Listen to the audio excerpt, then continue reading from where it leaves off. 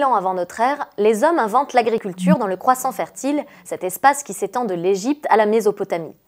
Dans cet espace, les populations augmentent sans arrêt et se développent dans de grands territoires. Elles s'organisent progressivement et fondent les premiers États, qui sont des territoires dirigés par des chefs.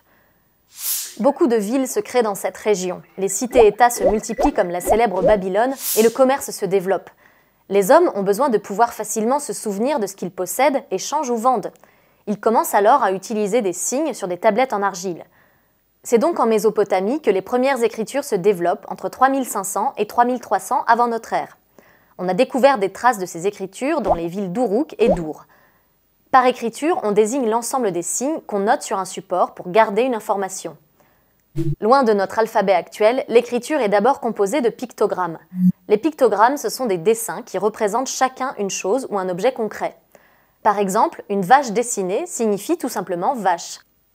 C'est un moyen de communication encore présent aujourd'hui sur les panneaux routiers ou bien à travers les émojis. Évidemment, cette technique limite l'écriture. Je vous mets au défi de transcrire l'ensemble de cette vidéo en émojis. Il a donc fallu faire évoluer ce système.